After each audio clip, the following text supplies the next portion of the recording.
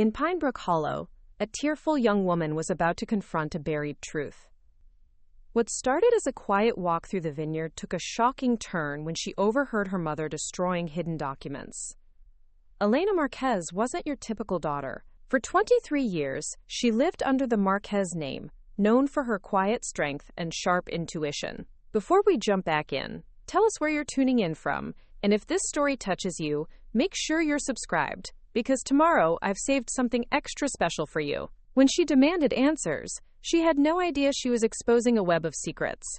What began as a peaceful day would shatter a family, and the truth would change everything. Sophia's rental car idled outside the imposing iron gates of the Martinez family estate, her hands gripping the steering wheel with white-knuckled intensity. The Spanish colonial mansion rose behind perfectly manicured grounds like a monument to old San Antonio money, though she knew better than anyone that their fortune was barely 2 generations deep. "You okay?" David's voice cut through her internal storm.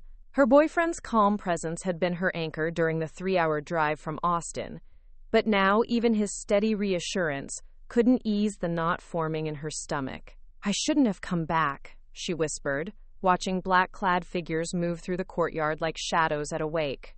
"Not like this. Not when he's—" David reached across the console, his fingers finding hers. "Ricardo was your father, Sophia. You have every right to be here." The word father hit her like a physical blow. 3 days ago, Ricardo Martinez had suffered a massive heart attack at his construction company's headquarters. 3 days ago, her world had shifted on its axis, and now she sat outside the house where she'd grown up, feeling like a perpetual outsider, preparing to face a family that had never quite accepted her as one of their own. The gates swung open with mechanical precision, triggered by some unseen hand. Sophia pressed the accelerator, her Honda Civic looking painfully modest among the Mercedes sedans and BMW SUVs that lined the circular driveway. She'd left this world of conspicuous wealth behind when she'd chosen her paralegal career over the family business, when she'd chosen Austin over San Antonio, when she'd chosen authenticity over appearances. "Remember what we practiced," David murmured as they parked. "You don't owe them explanations. You're here to say goodbye to your father." But even as he spoke, Sophia could see the curtains twitching in the front windows. The Martinez family had always operated on observation and calculation, weighing every interaction for its potential impact on their carefully constructed image. Her arrival would already be analyzed, discussed, judged.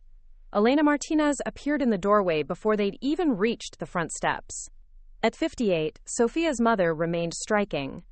Silver hair pulled back in an elegant chignon, her black dress clearly designer, her posture rigid with the kind of grief that demanded respect rather than comfort. But her dark eyes, usually warm with maternal affection, held something colder as they fixed on Sophia. "Mija." The word came out flat, dutiful. Elena's embrace felt like a performance for the relatives watching from the living room windows. "Mama?" Sophia's voice cracked slightly. For all their complicated history, seeing Elena's pain made her own grief surge fresh and raw. "I'm so sorry.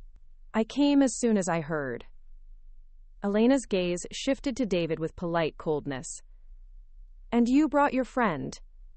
"David Chen, Mrs. Martinez. I'm very sorry for your loss." David extended his hand with the kind of respectful courtesy that usually won over mothers. Elena shook it briefly, her assessment swift and dismissive. "Come inside. There are arrangements to discuss." The house buzzed with the controlled chaos of funeral preparations. Sophia recognized some faces. Tia Rosa arranging flowers with military precision, Primo Carlos directing caterers with hand gestures, Prima Linda coordinating with the funeral director in hushed, reverent tones. But the conversations died as she entered, replaced by polite nods and carefully neutral expressions. Sophia. Carmen Martinez Vega materialized beside her, radiating the kind of put-together perfection that had always made Sophia feel inadequate. Her older sister's embrace was warmer than Elena's, but somehow more calculated, performed for the watching relatives. "Carmen, how are you holding up?" "As well as can be expected. Some of us have been here, handling everything while others—" Carmen's smile remained bright, but her words carried an edge sharp enough to draw blood. Well, family obligations affect different people differently, don't they? The criticism hit its mark. Sophia had been in Austin when Ricardo died. Hadn't been there for the emergency room visits, the final moments, the immediate aftermath. Her absence during the family's hour of greatest need would be catalogued, discussed, held against her in ways both subtle and direct. "I would have come sooner if anyone had called me," Sophia said quietly, but Carmen had already moved on to greet other arrivals, with the kind of hostess warmth she'd perfected as the dutiful daughter. "Sophia?" A gentle voice called from the kitchen doorway. Miguel Martinez emerged from the crowd, his teacher's cardigan slightly wrinkled, his usually neat hair disheveled by grief and stress. At 30, her younger brother remained the family member who'd never quite fit their ambitious mold. Too gentle for business, too idealistic for politics, too genuine for the social climbing that defined Martinez's family dynamics. His hug felt real in a way that nothing else had since she'd arrived. "I'm glad you're here," he whispered against her ear. "I wasn't sure you'd come." "Of course I came. He was my father, too." Miguel's expression flickered with something. Concern, perhaps, or knowledge of conversations she hadn't been part of. "There's a lot happening right now. A lot of decisions being made." Before she could ask what he meant, Elena's voice cut across the room with the authority of a woman accustomed to controlling every detail of family life. "Sophia, Luis Herrera is here. There are papers to sign, arrangements to finalize. Your father's affairs were complex."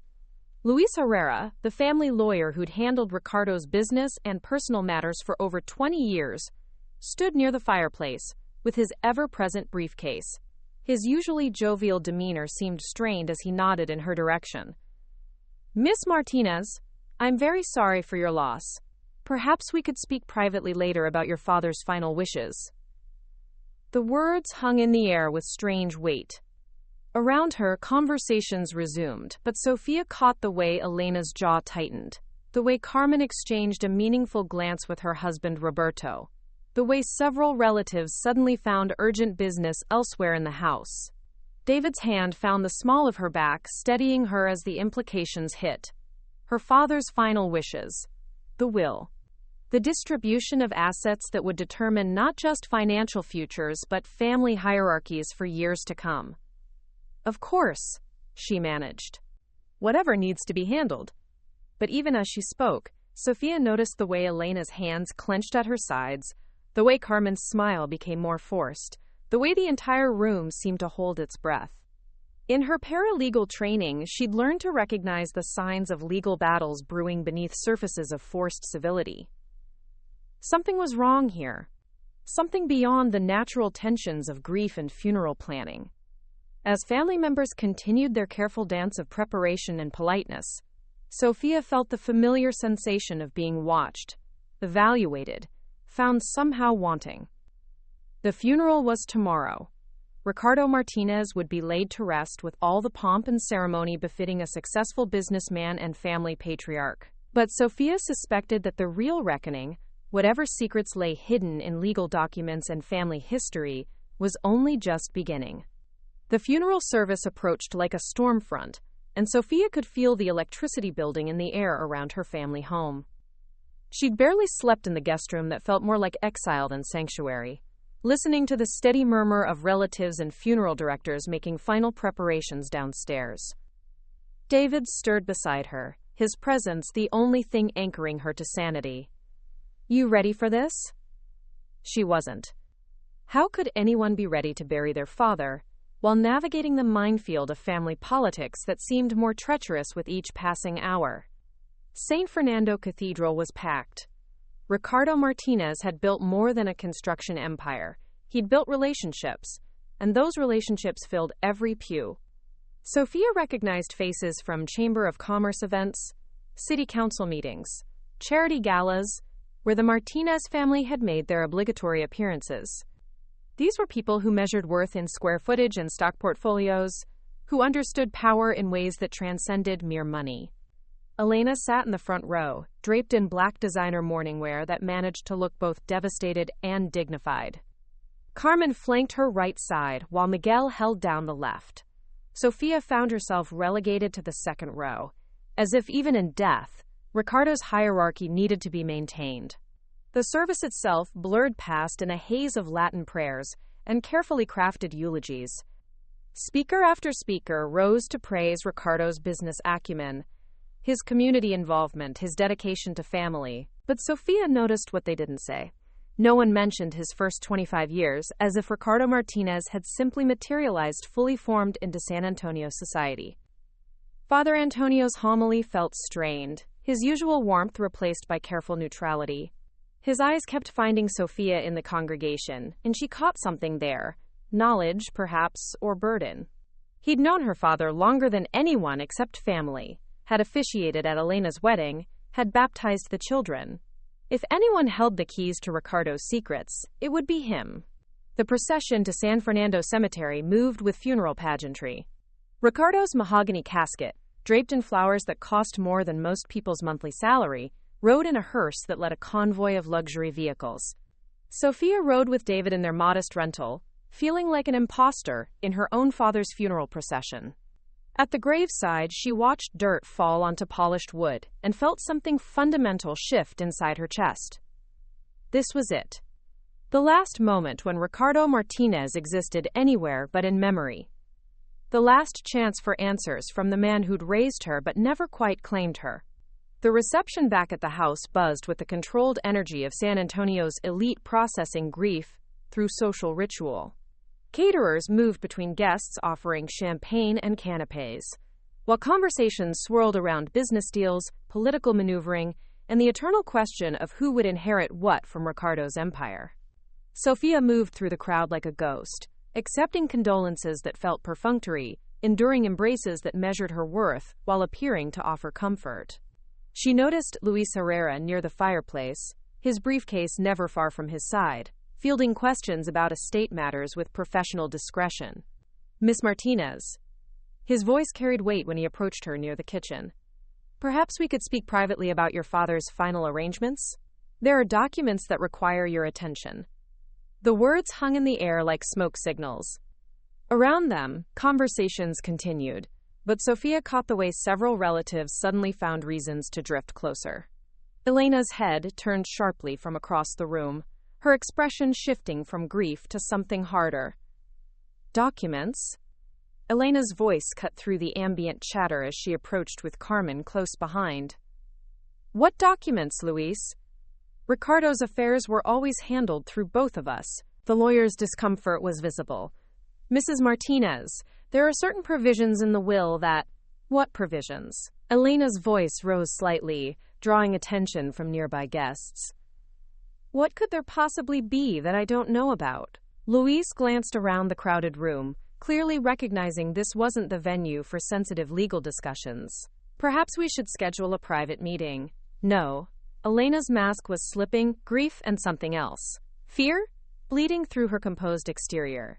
If there are provisions concerning my husband's estate, I have a right to know. We all do. Carmen nodded supportively. Mama's right. This is family business.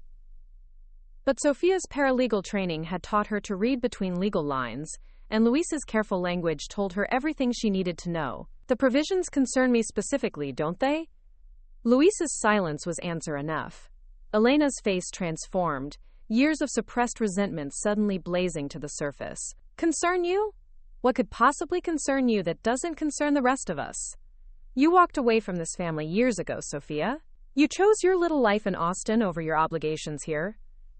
The room was quieting now, conversations dying as guests sensed drama brewing. Sofia felt dozens of eyes focusing on their family tableau, measuring, judging, cataloging ammunition for future social warfare. Elena, David started, but she cut him off with a look that could have frozen fire. Don't. Elena's voice dropped to a whisper that somehow carried more menace than shouting. Don't you dare defend her. Not when she's trying to steal from the family that raised her, that sacrificed for her, that... Steal? Sofia's own voice found steel she didn't know she possessed.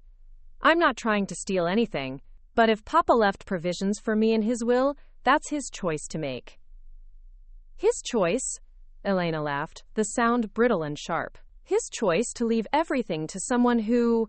She stopped herself, but the words hung in the air like poison gas. Someone who... What, Mama? Miguel's voice came from behind them, quiet but firm. Elena's eyes darted around the room, seeing the assembled community leaders, family friends, business associates, all watching her family implode in real time. This was her worst nightmare. Private business becoming public spectacle. Preparing and narrating this story took us a lot of time, so if you are enjoying it, subscribe to our channel. It means a lot to us. Now back to the story. But grief and rage had pushed her beyond caring about appearances. Someone who isn't even my daughter. The words exploded from her like bullets, each syllable designed to wound. You want to know about provisions? Fine.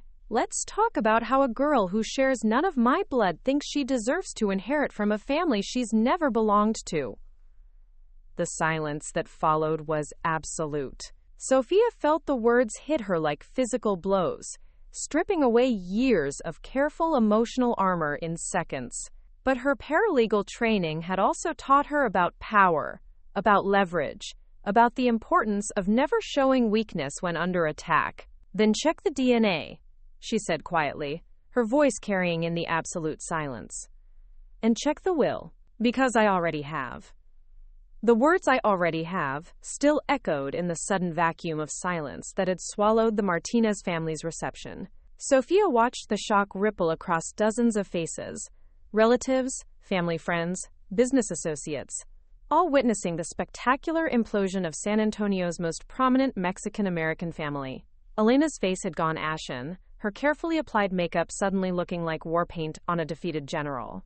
Carmen's mouth opened and closed soundlessly, while Luis Herrera clutched his briefcase as if it contained nuclear codes.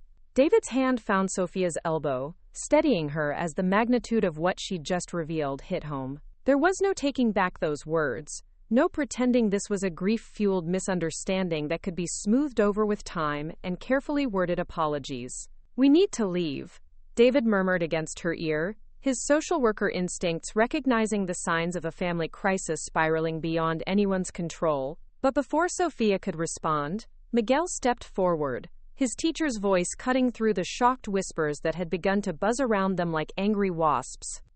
Everyone out. His words carried surprising authority for someone so gentle. This is a private family matter, and my father deserves better than to have his funeral turned into a spectacle.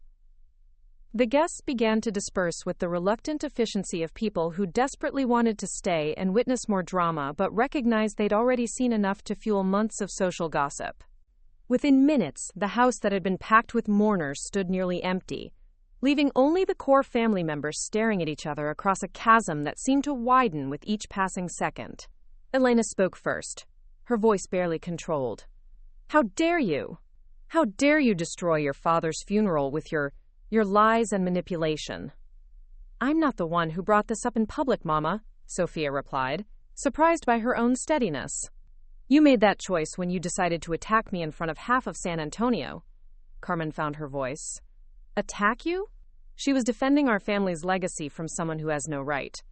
Number right to what? To exist? To grieve my father? Sophia's composure cracked slightly. To have questions about why I felt like an outsider in my own family my entire life? David stepped closer to her side, his presence a silent reminder that she wasn't alone in this battlefield. Maybe we should take some time to process this. Find a neutral space to have a conversation without what? Without witnesses to hear the truth about what she really is? Carmen's voice held the righteousness of someone who'd built her identity around being the loyal daughter. She comes back here after years of barely visiting, disrupts Papa's funeral, and thinks she can just claim whatever she wants because she has some legal document? Miguel looked between his mother and sisters, his face etched with pain. Carmen, that's enough. We're all grieving, but tearing each other apart isn't what Papa would have wanted. Don't tell me what Papa would have wanted, Elena snapped, her grief morphing into something sharper and more dangerous. I was his wife for 25 years. I built this life with him, sacrificed for this family, raised children who... She stopped abruptly, her hand flying to her mouth as if she could stuff the words back inside. But the damage was already done. The phrase "children who" hung in the air like a sword, and everyone in the room understood its implication. Sophia felt something cold settle in her stomach. Children who what, Elena? Children who belong here? Children who deserve his love. I think, Luis Herrera interrupted quietly, we need to have a formal discussion about the contents of Ricardo's will.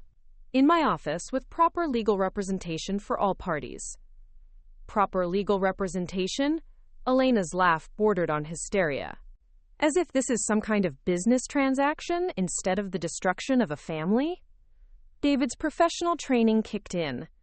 Mrs. Martinez, I understand this is incredibly painful, but maybe it would help to have some space to process these emotions before making any major decisions. Elena turned on him with the fury of someone whose carefully constructed world was crumbling. You don't understand anything. You're not family. You don't get to have opinions about our business. He's right, though, Miguel said quietly. We're all saying things we can't take back.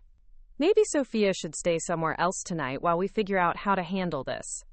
The suggestion hit Sophia like a physical blow. Even Miguel, her one true ally in the family, was essentially asking her to leave.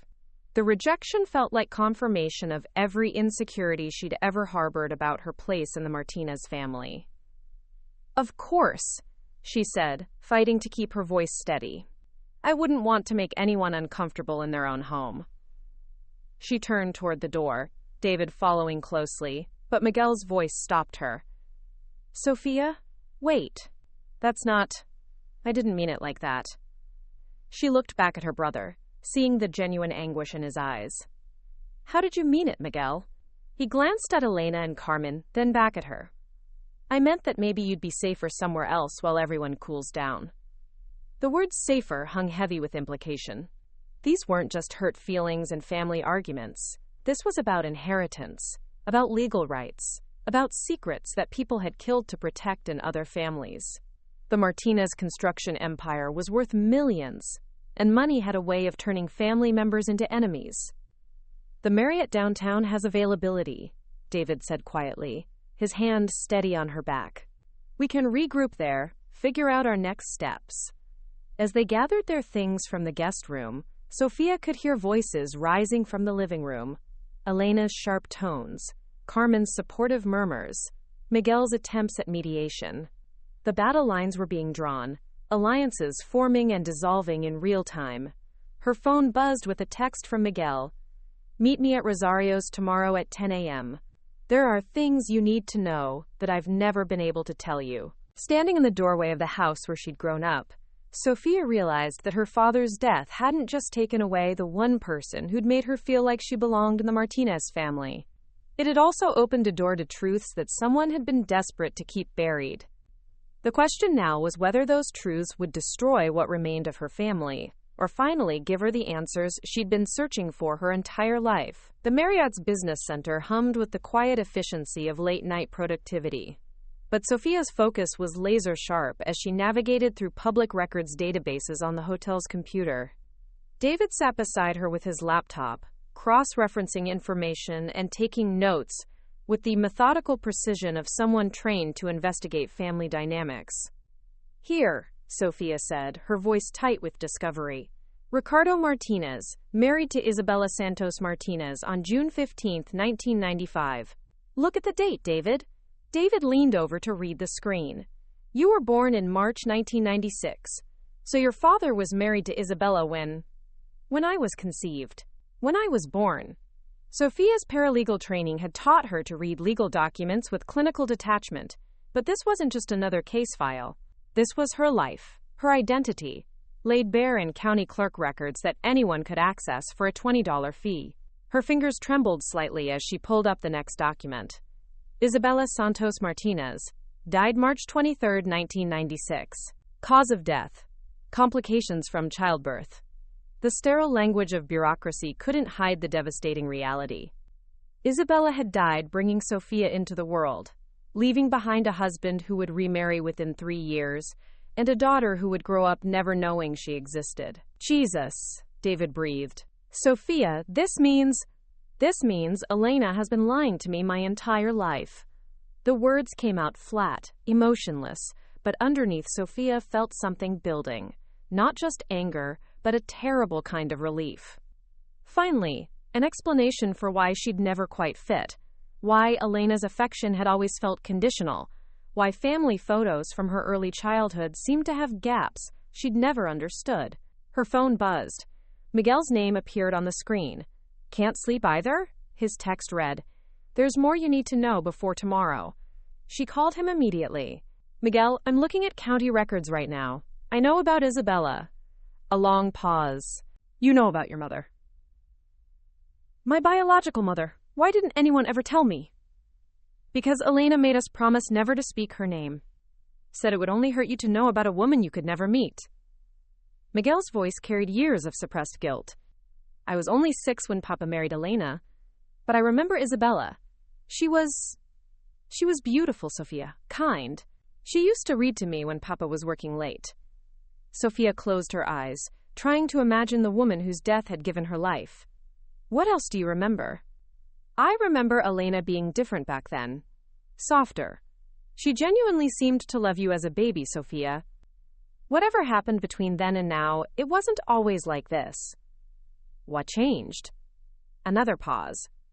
I think Elena started seeing Isabella in you as you got older. You have her eyes, her way of tilting your head when you're thinking. And I think it scared Elena, reminded her that she wasn't your biological mother." David was scrolling through more records on his laptop, his expression growing increasingly grim. He turned the screen toward Sophia, showing her a property deed dated 2 months after Isabella's death.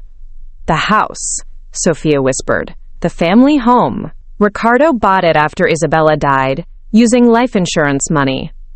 "Blood money?" she said bitterly. "He used my mother's death to buy the house where Elena would erase every trace of her existence." Her phone rang. An unknown local number.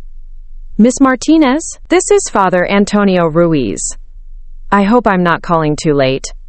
Sophia's heart rate spiked.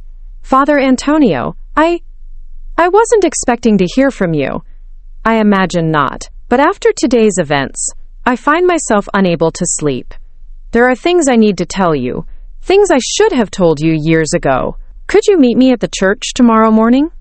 Before your meeting with Miguel?" "You know about that?" "Miguel called me. He's struggling with what's right, Miss Martinez. We both are." The priest's voice carried the weight of decades. "Your father asked me to keep certain secrets, but I'm beginning to think those secrets have caused more harm than the truth ever could." After ending the call, Sophia sat back in her chair, overwhelmed by the magnitude of deception that was unraveling around her. Her entire life had been built on a foundation of lies, carefully constructed by people who claimed to love her. "There's something else," David said quietly, pointing to his laptop screen. "I found Elena's marriage license to your father. Look at the date. December 18th, 1998. Sophia did the math quickly. "I was almost 3 when they got married, which means Elena raised you for almost 2 years before she had any legal obligation to do so. That suggests love, not duty." It was a complicating factor that made Elena's current cruelty even more confusing. What had transformed a woman who'd willingly taken in an orphan toddler into someone who could publicly disown that same child at her father's funeral? Sophia's laptop chimed with an email notification. The sender made her blood run cold. Carmen Martinez Vega. "Stay away from Miguel," the message read. "You've done enough damage to this family. Some secrets are buried for good reasons, and if you keep digging, you'll destroy everyone you claim to care about. Papa's will can be contested. Your inheritance can disappear. Don't push us into a war you can't win." David read over her shoulder, his social worker instincts immediately recognizing the message as a threat. "They're scared," he said. "Really scared. Carmen wouldn't risk sending something like this unless there's something bigger they're trying to hide." Sophia's mind was racing, connecting dots that formed an increasingly disturbing picture. "David, what if the inheritance isn't the real issue? What if there's something else in my father's will? Something that exposes secrets Elena and Carmen can't afford to have revealed?" She looked back at the computer screen, at the records of births and deaths and marriages that told the story of her family's hidden history. Tomorrow's meetings with Father Antonio and Miguel would provide more pieces of the puzzle. But she was beginning to suspect that the complete truth would be more devastating than anything she'd imagined. Her phone buzzed with another text, this time from an unknown number. "Some stones are better left unturned. A friend." Sophia showed the message to David, whose expression darkened. "That's not from Carmen. Someone else is watching, someone who knows what you're investigating." The hotel room suddenly felt less like a refuge and more like a temporary hiding place. Whatever secrets surrounded her birth and Isabella's death, they were dangerous enough that people were willing to threaten her to keep them buried. But Sophia had spent her entire life feeling like she didn't belong anywhere. If the truth about her origins was the key to finally understanding her place in the world, she would pursue it no matter the cost. Even if that cost was the destruction of the only family she'd ever known. The morning air carried the weight of unspoken confessions as Sophia approached St. Fernando Cathedral. Father Antonio Ruiz stood at the altar, his weathered hands arranging flowers with the careful precision of someone seeking solace in ritual. The church felt different in the early morning light, less formal, more intimate, as if the absence of congregation had stripped away pretense to reveal something more honest underneath. "Miss Martinez." His voice echoed softly in the empty nave. "Thank you for coming." Sophia genuflected out of habit, the muscle memory of childhood carrying her through motions her mind questioned. "Father, I need to understand what's happening to my family. What secrets are worth destroying relationships over?" Father Antonio's shoulders sagged as if carrying an invisible weight. "Sit with me," he said, gesturing toward the front pew. "What I'm about to tell you, it goes against every vow of confidentiality I've ever taken. But I've watched this family tear itself apart for 25 years, and I can't remain silent anymore." David squeezed Sophia's hand as they settled into the worn wooden pew. The morning light streaming through stained glass painted their faces in blues and golds, making the moment feel both sacred and surreal. "Your father came to me 3 days before he died," Father Antonio began, his voice barely above a whisper. "He'd been having chest pains, suspected his time was limited. He wanted to make a final confession, to clear his conscience before facing God." Sophia's throat tightened. What did he confess? That he'd failed Isabella. That he'd failed you. That his love for Elena had made him complicit in erasing your mother's memory. The priest's eyes found hers, filled with decades of accumulated sorrow. He told me about the promises he'd made to Isabella as she lay dying, promises he'd broken to keep peace in his second marriage. "What promises?" Father Antonio rose slowly, moving toward a locked cabinet behind the altar. His keys jangled softly as he opened it, withdrawing a manila envelope sealed with red wax. Isabella left letters. Instructions. She knew she was dying, knew she wouldn't survive your birth. She wanted to ensure you grew up knowing who she was, understanding your heritage. Sophia's hands trembled as she accepted the envelope. The wax seal bore the impression of a ring she didn't recognize, a delicate rose surrounded by thorns. "Elena knows about these letters?" David asked. "Elena demanded they be destroyed. She said it would be cruel to burden you with grief for a mother you'd never known. She convinced Ricardo that silence was kindness." Father Antonio's voice held the bitter edge of someone who'd watched good intentions pave a road to hell. "For years I agreed with her. But as you grew older, as the distance between you and Elena widened, I began to see the cost of that silence." Sophia broke the seal with careful reverence, withdrawing pages of handwriting in faded blue ink. The first letter was addressed to her, dated 3 days before her birth. "My darling daughter," she read aloud, her voice catching on the words. "If you are reading this, it means I was not strong enough to survive bringing you into this world. Please don't carry guilt for my death. You are the greatest gift I could ever give, the completion of the love your father and I shared." Tears blurred her vision as she continued reading. Isabella's words painted a picture of a woman who'd faced death with remarkable courage, whose final thoughts had been, not for herself, but for the daughter she'd never hold. She left instructions, Father Antonio said quietly, about your baptism, about preserving family heirlooms, about ensuring you knew your maternal grandparents in Mexico City. Elena followed none of them. Where are my mother's things? Sophia asked, looking up from the letter. Storage unit on the south side. Your father paid the fees every month for 25 years, but never told Elena where it was. Father Antonio handed her a small key. He wanted you to have this when you turned 18, but Elena, she said it would only cause pain. David was reading over Sophia's shoulder, his expression growing increasingly troubled.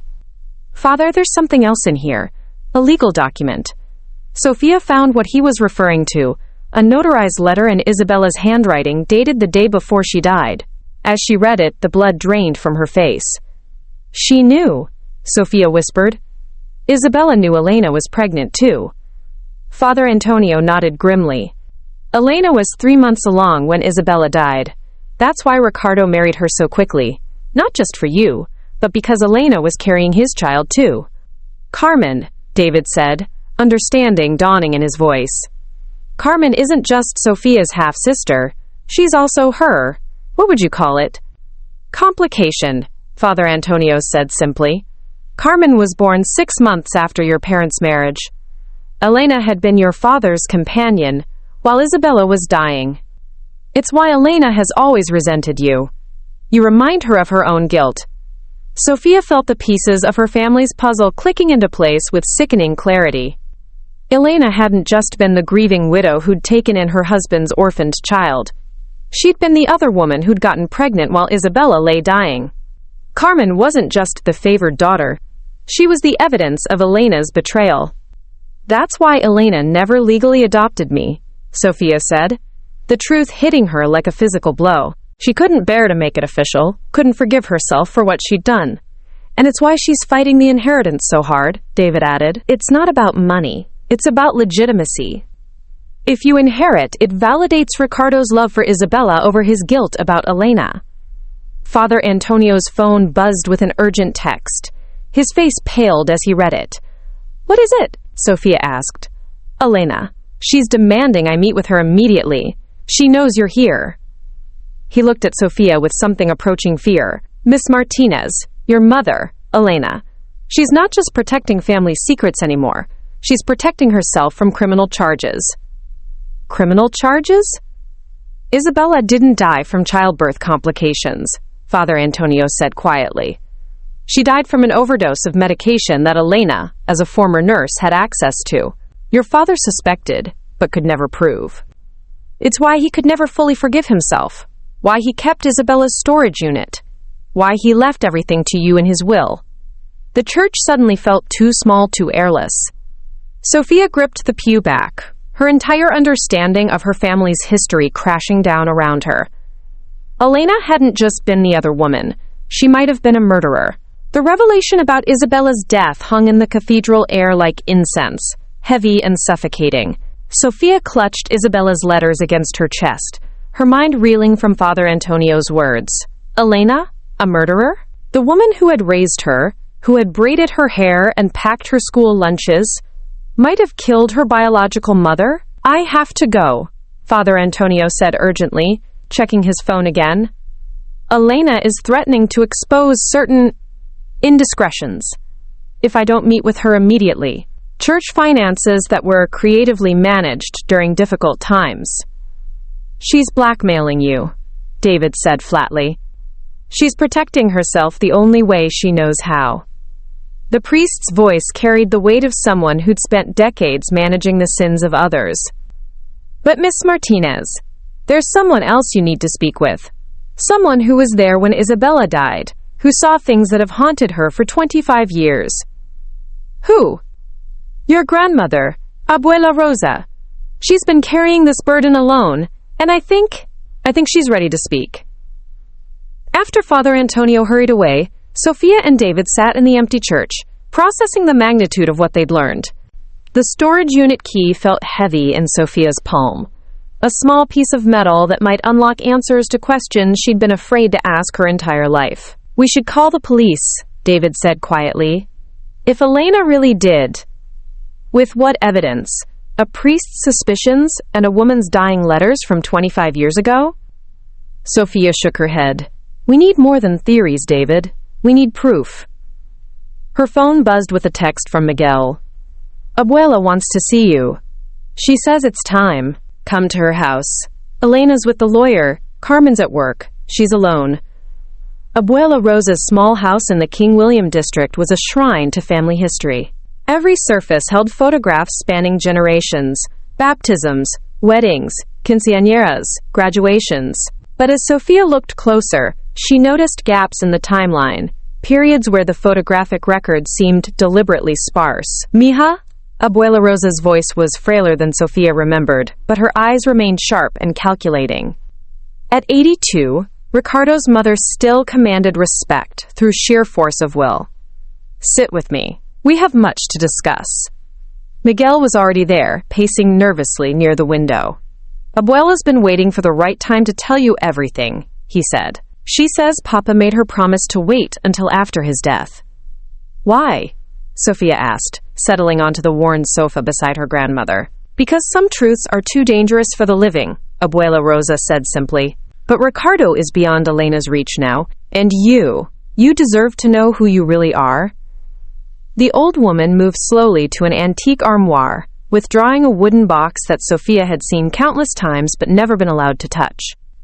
Isabella's things, she explained. The ones Elena didn't know existed. Inside the box lay treasures from a life cut short. Jewelry, photographs, a wedding dress preserved in tissue paper, and documents that made Sophia's breath catch in her throat. Birth certificates, she whispered, examining the papers. For children named Santos. Your half-brothers, Abuela Rosa said quietly. Isabella's children from her first marriage. They were 8 and 10 when she married your father. The room seemed to tilt. I have brothers? Had. Miguel corrected gently. They died in a car accident 6 months before Isabella met Papa. She was broken by grief. Ricardo was the first person who could make her smile again. Abuela Rosa's weathered hands sorted through more photographs, revealing images of Isabella with 2 young boys, soccer games, birthday parties, family vacations. The woman in these pictures looked radiant, alive, completely different from the tragic figure Sophia had imagined. Elena knew about the boys? David asked. Elena knew everything, Abuela Rosa replied with bitter precision. She was Isabella's nurse at the grief counseling center. She watched Isabella struggle with survivor's guilt, saw her take medication for depression and anxiety. Elena knew exactly which drugs Isabella was taking and in what quantities. Sophia's hands trembled as she picked up another photograph. Isabella and Elena together, both wearing hospital scrubs, both smiling at the camera. They looked like friends. They were close, she said, confused. Elena idolized Isabella. Beautiful, educated, sophisticated. Everything Elena thought she could never be. Abuela Rosa's voice carried decades of observed pain. When Isabella started dating Ricardo, Elena saw her chance to get close to the life she'd always wanted. By seducing her patient's boyfriend, David said, understanding dawning in his voice. Elena got pregnant deliberately, Abuela Rosa confirmed. She thought if she carried Ricardo's child, he would choose her over Isabella. But Ricardo loved Isabella deeply. He was planning to break things off with Elena when Isabella became pregnant with you. Miguel stopped pacing, his face pale. That's why she gave Isabella the overdose? I was there that night, Abuela Rosa said, her voice dropping to a whisper. Elena volunteered to help with Isabella's care during labor. Said she wanted to make amends for the affair. I watched her administer the medication that was supposed to help with pain. But it was too much, Sophia said, the pieces finally clicking into place. Elena claimed it was an accident, that in the chaos of childbirth she miscalculated the dosage. But I saw her face when Isabella stopped breathing. There was no surprise there, Mija, only relief. The silence that followed was deafening. Sophia stared at the photographs scattered across the coffee table. evidence of lives destroyed by jealousy and desperation, of a family built on a foundation of murder. "Why didn't you say anything?" David asked. "Why didn't you go to the police?" "With what proof? Elena's word against mine? A grieving widow with a newborn baby versus an old woman making accusations?" Abuela Rosa's laugh was bitter. Besides, Ricardo suspected the truth. He married Elena because he was afraid of what she might do if he rejected her again. He thought he could protect you better by keeping her close.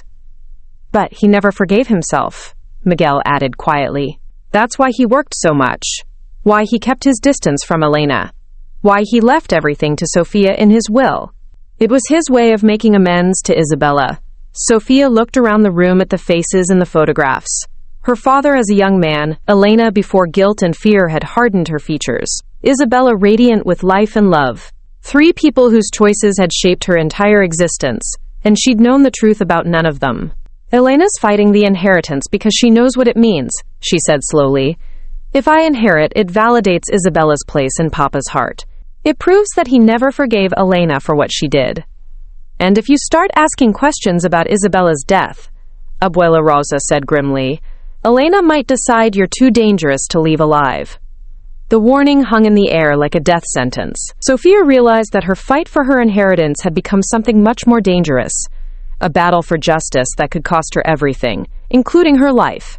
Luis Herrera's law office felt like a courtroom as the Martinez family gathered for the formal reading of Ricardo's will. The mahogany conference table stretched between opposing camps, Elena and Carmen on one side, their faces set in masks of righteous determination, while Sofia sat across from them with David's steady presence beside her. Miguel had chosen a seat at the table's head, symbolically positioning himself as neutral mediator, though the strain of family loyalty warring with moral conscience showed in every line of his face.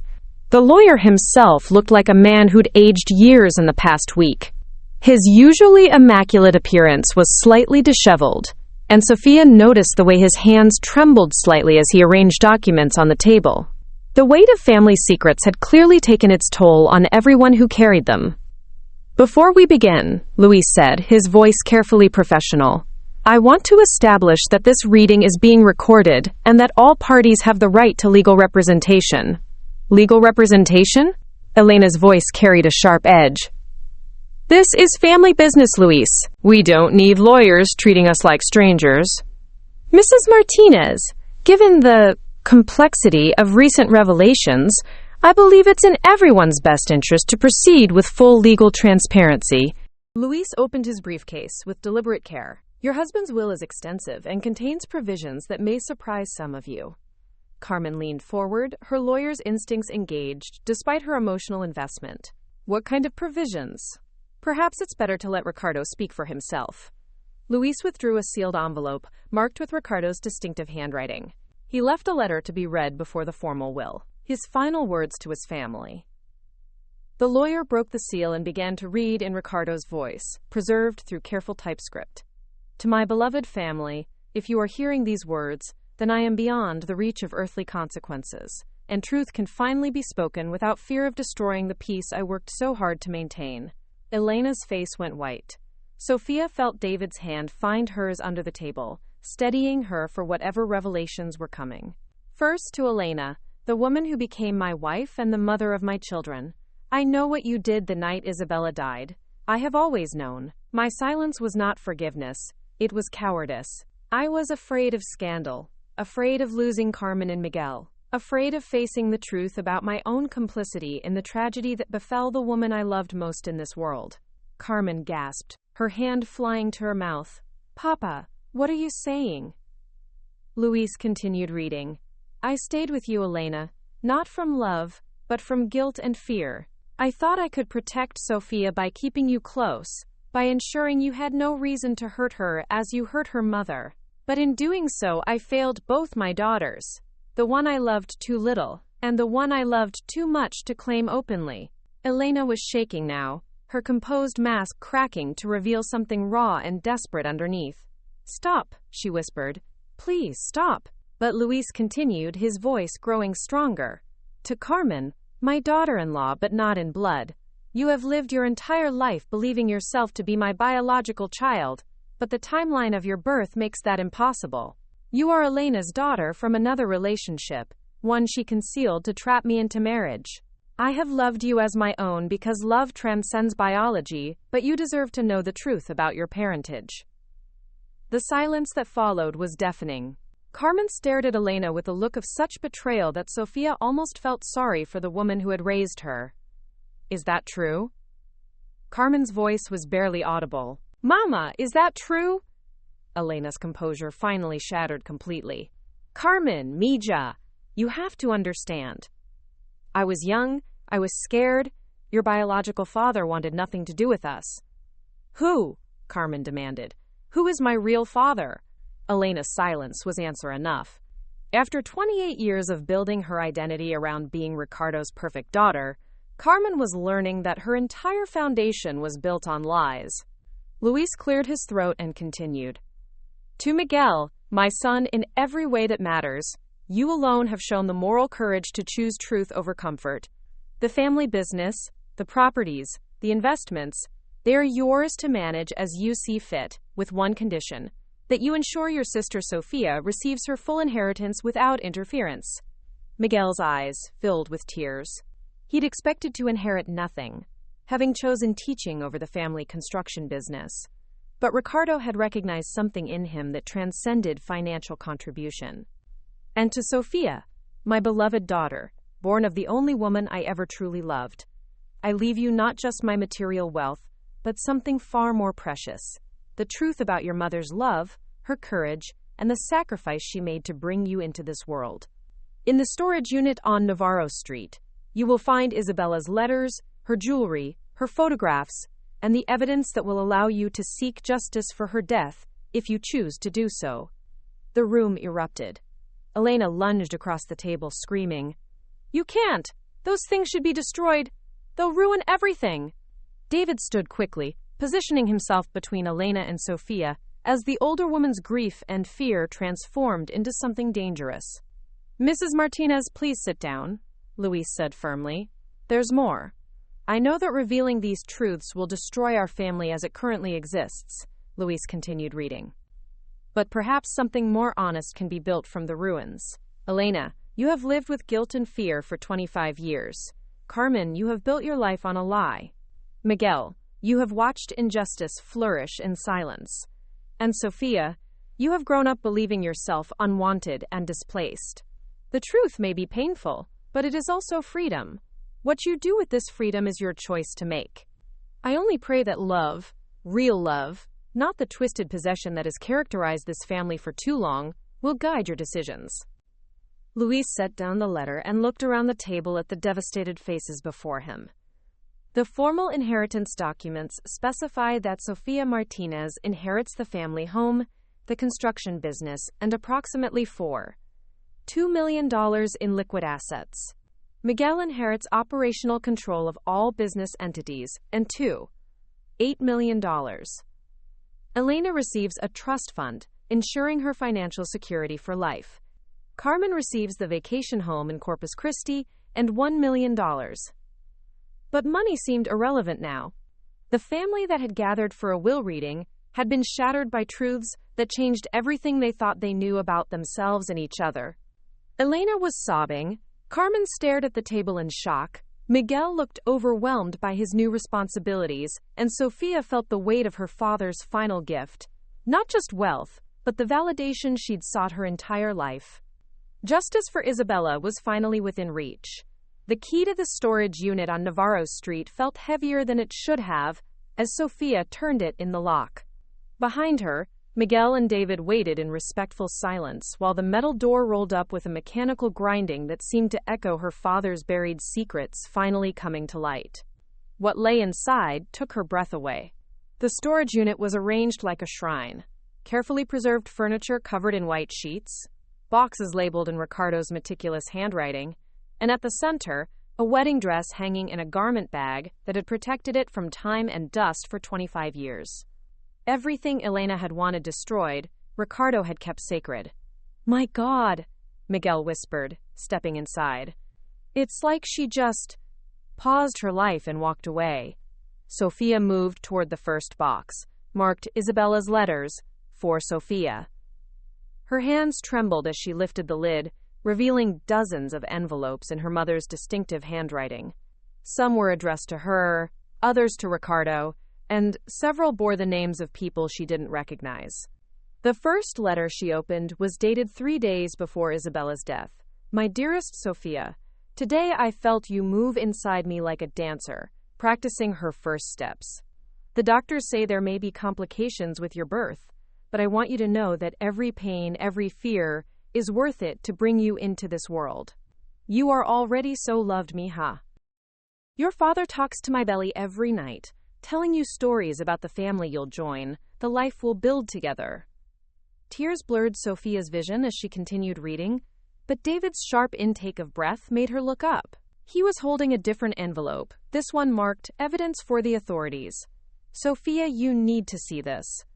Inside were photocopies of medical records, prescription bottles, and handwritten notes in Isabella's careful script, documenting strange symptoms that had developed during her pregnancy. Dizziness, nausea beyond normal morning sickness, episodes of confusion that she'd attributed to pregnancy hormones. She was keeping a symptom diary, David said, his social worker training recognizing the signs of someone documenting abuse. Look at the dates. The symptoms started right after Elena began helping with her prenatal care. Miguel found another box marked Personal Effects and opened it to reveal jewelry, photographs, and a leather journal bound with a silk ribbon. Her diary, he said softly, handing it to Sophia. The final entries painted a disturbing picture. March 15th. Elena brought me tea today to help with the nausea. Strange taste, but she said it was a special herbal blend. Felt dizzy afterward. Ricardo was working late again. March 18th. Another episode today. Elena says it's normal for the final weeks, but something feels wrong. The baby isn't moving as much. Tried to call my doctor, but Elena said she'd handle it. March 20th. Elena is insisting on being present for the birth. Says she wants to help, to be there for me since my own mother can't travel from Mexico. I should feel grateful, but something in her eyes. I'm probably being paranoid. Pregnancy makes women emotional, doesn't it? The final entry was barely legible, the handwriting shaky and uncertain. March 22nd. Labor starting. Elena here with her medical bag. Ricardo pacing like a caged animal. Something wrong with the medication she gave me. Vision blurry. Can't think straight. If something happens to me, please know that I loved you both so much. The baby's name should be Sophia Elena, after my grandmother, and the woman who tried to help me. I want Elena to know I forgave her, even though I know what she... The entry ended abruptly. Jesus Christ, Miguel breathed. She knew. Isabella knew what Elena was doing, and she still named you after her. Sophia's hands shook as she set down the diary. Her mother had faced death with such grace, such forgiveness, that she'd given her murderer's name to her own daughter. The irony was almost unbearable. David was examining medical documents in another folder. These are copies of the hospital records from that night. Look at this. The medication levels in Isabella's blood were 3 times the recommended dosage for labor pain management. Enough to cause respiratory failure, Miguel said quietly. His teaching background had required basic medical training, and he understood the implications. Elena didn't just make a mistake. She deliberately overdosed her. At the back of the storage unit, behind furniture and boxes, Sophia discovered a small safe. The combination was written on a slip of paper tucked into Isabella's jewelry box, her wedding date with Ricardo. Inside the safe were legal documents that made her gasp. A birth certificate listing her as Isabella Santos Martinez's daughter, adoption papers that Elena had never signed, and most damning of all, a notarized statement in Isabella's handwriting detailing her suspicions about Elena's intentional poisoning. She was building a case, David realized. Even while dying, Isabella was trying to protect you by documenting what Elena was doing. But the most shocking discovery was a sealed envelope marked, quote, "For Father Antonio, to be opened only upon my death." Inside was a letter that made everything clear. Father, if you are reading this, then my suspicions about Elena were correct, and I did not survive Sophia's birth. I am writing this in my final hours, knowing that speaking out now would only endanger my unborn daughter. Elena has been systematically poisoning me with medications she has access to as a nurse. She believes that if I die, Ricardo will marry her, and she can raise my child as her own. I am dying not from childbirth complications, but from a woman's jealousy and ambition. Please ensure that someday, when Sophia is old enough to understand, she learns the truth about her mother's death. Justice delayed is not justice denied, if it means protecting an innocent child. I forgive Elena because hatred is a poison I refuse to carry into whatever comes next. But forgiveness does not mean there should be no consequences. When the time is right, when Sophia is strong enough to hear the truth, help her seek justice for both of us. The storage unit fell silent except for the sound of Sophia's quiet weeping. 25 years after her death, Isabella was still trying to protect her daughter, still fighting for justice from beyond the grave. Miguel pulled out his phone. We have to call the police. This is enough evidence to reopen the case to charge Elena with murder. But Sophia stared at the boxes surrounding her, a lifetime of love preserved by a father's guilt and a mother's foresight.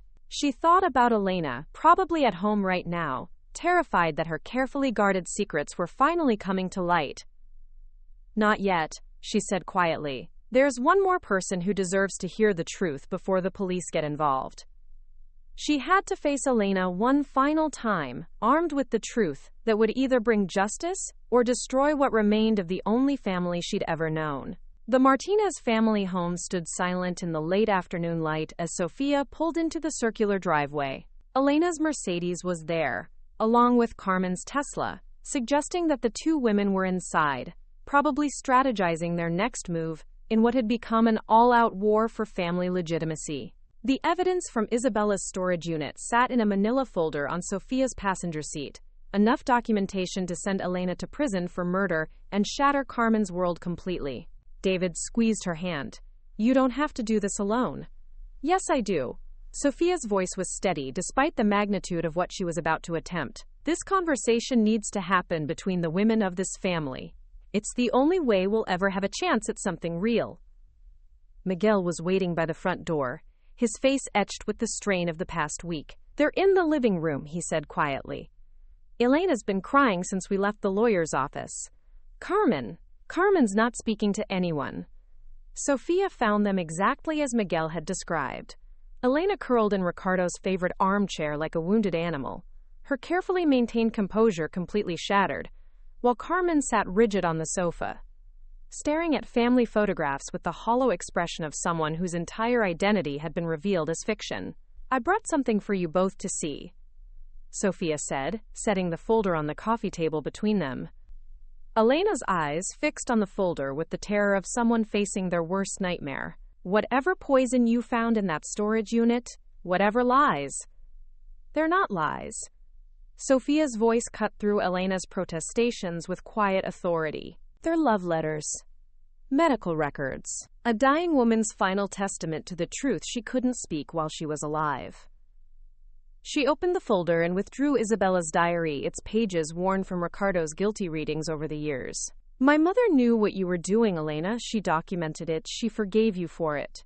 And she named me after you anyway. Carmen looked up sharply. What are you talking about? Elena was slowly poisoning Isabella during her pregnancy. Not from sudden jealousy or rage, but systematically, over weeks. She wanted Isabella dead so she could have Ricardo and raise me as her own. Sophia's voice remained calm, clinical, as if she were presenting evidence in a courtroom rather than destroying the foundations of her family. That's not, I didn't. Elena's protestations died as Sophia placed Isabella's symptom diary in front of her, open to the pages documenting the poisoning. Carmen read over her mother's shoulder, her face growing paler with each entry. Mama, tell me this isn't true. Tell me you didn't murder an innocent woman. Elena's silence was more damning than any confession. But here's what I don't understand, Sophia continued, her gaze never leaving Elena's face. Why did you take me in? Why raise the daughter of the woman you killed? You could have put me up for adoption, walked away clean. Because I loved you. Elena's voice was barely a whisper. From the moment you were born, from the first time I held you, I loved you like my own child. That was never fake, Sophia. Never. Then why? The question came out raw, desperate. Why the cruelty? Why make me feel like an outsider my entire life if you loved me? Elena's composure cracked completely. 25 years of suppressed guilt pouring out in a torrent of tears and broken words. Because every time I looked at you, I saw her. You have Isabella's eyes, her smile, her way of tilting your head when you're thinking. You were a constant reminder of what I'd done, of the woman I'd destroyed to get the life I wanted. Carmen stood abruptly, pacing to the window as if physical distance could protect her from the revelations destroying her world. And me? What about me, Mama? Was I just... what, a consolation prize? A way to trap Papa into marriage? You were hope, Elena said desperately. You were proof that something good could come from all the pain and guilt. You were mine in a way that Sophia never could be. But I wasn't Papa's, Carmen said bitterly. 28 years of being the perfect daughter, and I wasn't even his. Sophia felt an unexpected surge of empathy for the sister who had tormented her. They were both victims of Elena's lies, both women whose identities had been built on foundations of deception. Who is my real father? Carmen demanded. Elena's silence stretched until Miguel appeared in the doorway. Dr. James Harrison, he said quietly. Elena's supervisor at the hospital. I found the records in Papa's files. He suspected, had private investigators confirm it years ago. Carmen sank back onto the sofa as if her legs could no longer support her. A married man. That's why he wanted nothing to do with us. That's why I needed Ricardo, Elena admitted. I was pregnant, alone. My career was over if anyone found out about the affair. When Isabella got pregnant too, I saw my chance to level the playing field. By committing murder, David said from the doorway, his social worker instincts unable to remain silent in the face of such admission. Elena looked at Sophia with eyes that held decades of pain. I know you hate me. I know you'll never forgive me. But please, before you call the police, before you destroy what's left of this family, understand that not everything was a lie. My love for you was real, even if everything else was poisoned by guilt. Sophia stared at the woman who had raised her, the woman who had killed her mother, the woman who had given her a name that carried both love and betrayal. In her hands, she held enough evidence to send Elena to prison for the rest of her life, to finally get justice for Isabella's murder. But she also held the power to destroy Carmen, to devastate Miguel, to turn their family tragedy into public spectacle that would solve nothing and heal no one. I need time, she said finally.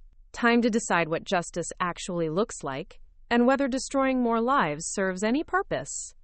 Elena nodded through her tears, understanding that Sophia held her fate in her hands. The choice between vengeance and mercy would define not just Elena's future, but the kind of woman Sophia would become, whether she would be ruled by her mother's forgiveness or her father's guilt. 6 months after Ricardo Martinez's funeral, the family gathered once again in the living room where their world had imploded. But the atmosphere couldn't have been more different. Sunlight streamed through windows that Elena had finally allowed to be opened, and the heavy curtains that had shrouded the house in perpetual twilight had been replaced with lighter fabrics that let the world in. Sophia sat in her father's old chair, her chair now, reviewing quarterly reports from Martinez Construction. The business had thrived under Miguel's operational management and her strategic oversight, their partnership proving that blood wasn't always thicker than competence. They'd expanded into sustainable building practices, honoring both Ricardo's legacy and Isabella's environmental concerns that Sophia had discovered in her mother's letters. The Henderson project is ahead of schedule, Miguel reported, settling onto the sofa with his coffee. And the city council approved our bid for the new community center in Southtown. Elena looked up from the photo album spread across the coffee table, a project that had taken months of careful curation. For the first time in 25 years, pictures of Isabella graced the Martinez family timeline. Not as a replacement for Elena's motherhood, but as acknowledgement of the woman whose death had shaped all their lives. The albums look beautiful, Elena, Sophia said quietly. It still felt strange using her mother's given name instead of Mama, but they were building new relationships that required new language. Isabella would have loved seeing her story preserved this way. Elena's hands trembled slightly as she closed the album. The past 6 months had aged her, guilt and relief warring in her features as she navigated a world where her deepest secrets were finally exposed. I found more letters in Ricardo's desk. She wrote to you every week during her pregnancy, even when she suspected. Even when she knew what I was doing. The decision not to press criminal charges had been the hardest of Sofia's life. The evidence was overwhelming. Isabella's diary, medical records, witness testimony from Father Antonio, who had finally broken his silence. Elena could have been convicted of first-degree murder, could have spent the rest of her life in prison. But justice, Sofia had learned, wasn't always about punishment. Sometimes it was about truth, about healing, about choosing mercy over vengeance, even when vengeance was deserved. Elena had confessed everything to the police in a statement that would remain sealed as long as she met the conditions of their family agreement. Mandatory therapy, community service at a grief counseling center, and most importantly, full cooperation in preserving Isabella's memory and supporting Sofia's claim to her inheritance. Carmen entered from the kitchen carrying a tray of Elena's famous tres leches cake, her movements still careful around her mother. Learning that Ricardo wasn't her biological father had shattered Carmen's identity, but it had also freed her from the impossible burden of being the perfect daughter for a man whose approval she'd never actually needed to earn. Dr. Harrison returned my letter, Carmen said, setting down the tray. Still doesn't want contact with his, quote, illegitimate daughter. She used air quotes, but her voice held acceptance rather than bitterness. His loss. I've got a family that actually wants me around. It had taken months of therapy, both individual and family sessions, to reach this point. Carmen's religious faith had been shaken by learning her entire foundation was built on lies, but it had also guided her toward forgiveness, first of Elena, then of herself for the years of cruelty toward Sofia. Any word from David? Miguel asked, settling beside Carmen in a gesture that would have been unthinkable 6 months ago. The siblings had grown closer through their shared trauma, united by the understanding that family could be chosen rather than simply inherited. He's picking up Abuela Rosa from her doctor's appointment, Sofia replied. David had seamlessly integrated into the family's new dynamic, his social work background proving invaluable as they navigated their reconstruction. More importantly, he'd stood by Sofia through the hardest decision of her life, supporting her choice for mercy even when justice demanded punishment. Elena cleared her throat, still uncomfortable being the center of attention after months of family meetings focused on truth-telling and accountability. I spoke with Father Antonio yesterday. He's planning a memorial service for Isabella, something that should have happened 25 years ago. At the cathedral? Sofia asked. In the garden behind the church. More intimate. He thought Isabella would have preferred something simple, surrounded by the roses she loved. They'd learned so much about Isabella from her preserved letters and belongings, her love of gardening, her dream of teaching literature, her plans for the daughter she'd never hold. Elena had resisted these discoveries at first, threatened by the ghost of the woman she'd murdered, but gradually she'd come to see Isabella not as competition, but as the mother, whose love had shaped the daughter they both claimed. The front door opened, and David's voice carried through the house. We're back! And Abuela Rosa has news. Their grandmother entered slowly, leaning on David's arm but with her eyes bright with satisfaction. At 82, she'd finally been freed from the burden of carrying family secrets, and the relief had taken years off her appearance. The scholarship fund is approved, she announced with obvious pride. The Isabella Santos Martinez Memorial Scholarship for single mothers pursuing education. The first recipient starts classes at UT San Antonio in the fall. Sofia felt tears prick her eyes. Using part of her inheritance to establish the scholarship had been David's suggestion, a way to honor Isabella's memory while helping other women pursue the dreams that death had stolen from her mother. She would have loved that, Elena said softly, and for the first time there was no jealousy in her voice when she spoke of Isabella, only acknowledgement of a woman whose death had haunted all their lives. As evening settled over the house, the family that had been shattered by lies and rebuilt through truth gathered around the dinner table that had once been a battlefield. They were different now, scarred but honest, broken but healing, bound not by blood alone, but by the choice to love each other, despite the worst they'd learned about themselves. Sophia looked around the table at the faces that had tormented and comforted her, understanding finally that family wasn't about perfection or even about biology.